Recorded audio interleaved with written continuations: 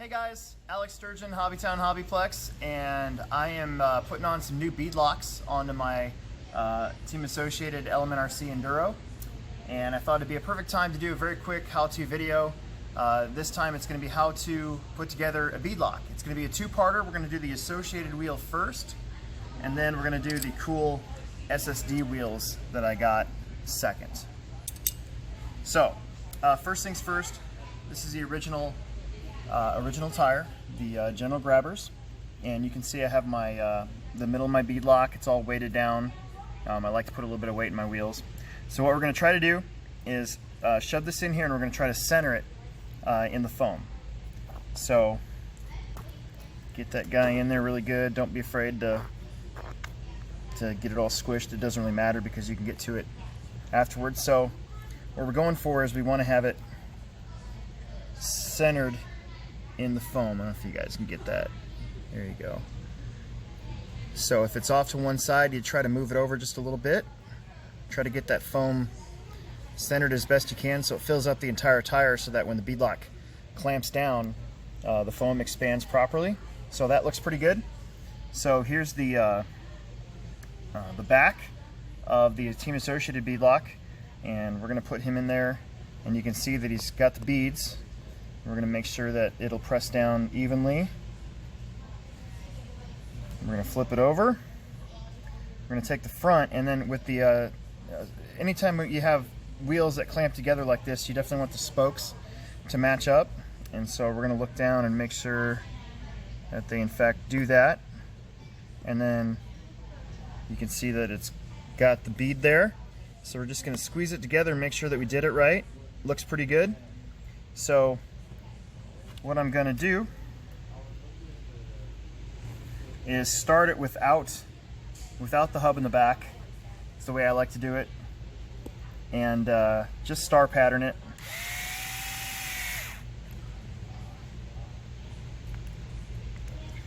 The star pattern just helps so that we don't strip anything out, and you definitely don't want to tighten it down all at once. And then we'll put our hub now. Oh, see, that's why you don't do it all at once, because I missed it a little bit. There we go. And that one too. Okay. So now, keep it together. You have your hub, and you match it up with the screws. And then what you're going to have to do is kind of keep your fingers on it and use your belly or something. And again, start it, but you don't want to go all the way in with it,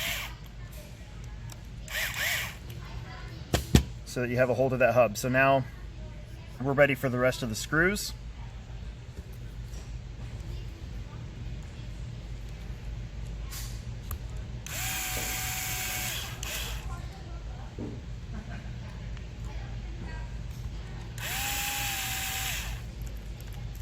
And again, we don't want to go in all the way just yet. Now we can start tightening it down. Whoops, wrong way. All the way, and again, I'm not even really letting it go down all the way with the driver, because I don't want to strip anything out. You're going to hand tighten it right at the end. So make sure that we're locked, and now the rest of the way we'll hand tighten to make sure that nothing strips out on us.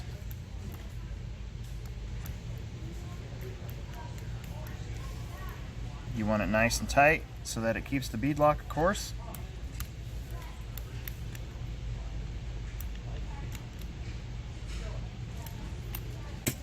And there you go. You have a completed Team Associated plastic bead lock, well used plastic bead lock too.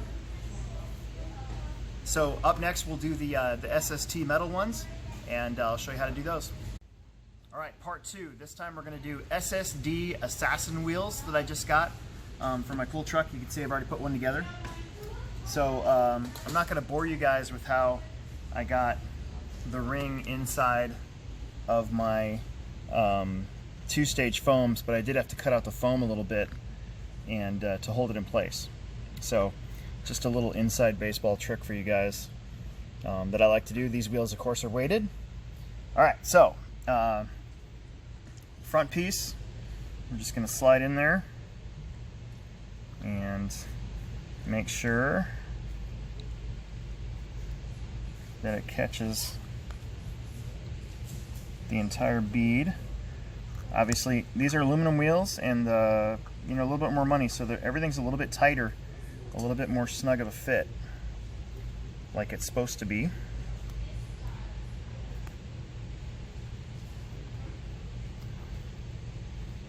Almost. Come on. There we go. Okay. Now we're going to flip it over in the back. And on the SSD wheels, the lock is from all these screws right here. And so what you want to do is line it up with the screws that you see there. Luckily, we don't have to worry about any sort of spokes to mesh. And again, everything just a little bit tighter. And we're going to have to move them. There we go.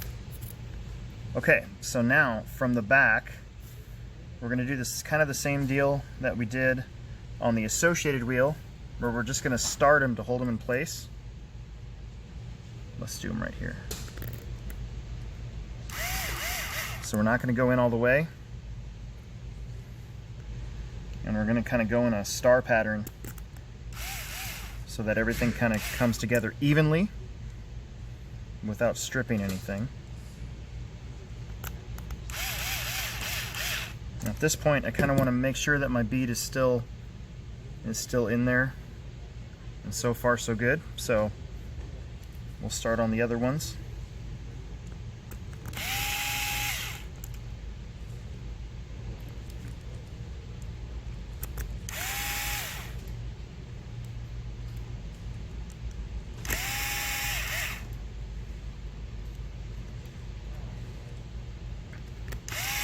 Again, going around and not tightening them all the way just helps us not strip our $50 wheels or $20 wheels, however you want to see it. And then at this point, instead of using the drill and risking breaking something or stripping something, I'm going to hand tighten every one of these. Just again, because I paid a little bit more money for these, so we don't want anything to break or strip. That would be the worst. But same idea applies. We're going to kind of skip a couple of them and go around in a circle as we tighten them down.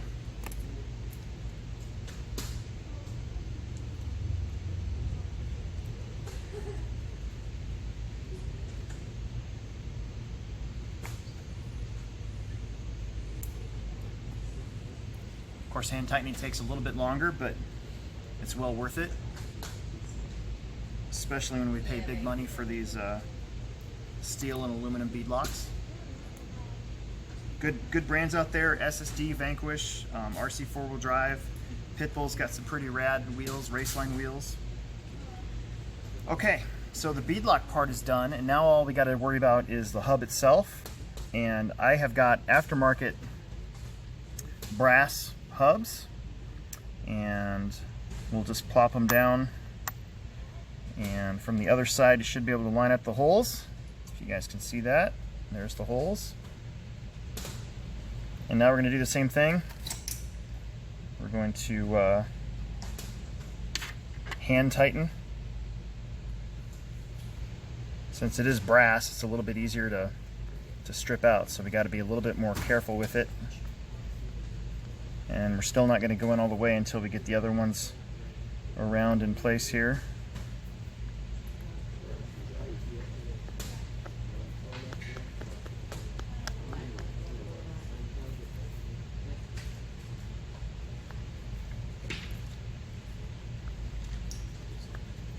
And once we're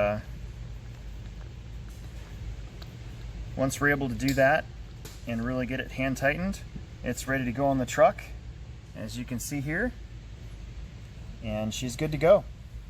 So that's our video on how to do bead locks. If you're struggling with getting the tire and the bead lock ring on there. A good thing that we didn't have to do today is take like a pop can, preferably not the 16-ounce ones. The 12-ounce one's a little bit smaller. What I like to do is put it like that so you can really press down on it. It's a good trick. So here's to you. That's it for now. If you have any questions or anything about it, leave comments below. I'll answer them. Don't forget to subscribe and like and all that good stuff. So thanks for watching, and we'll make another video for you soon.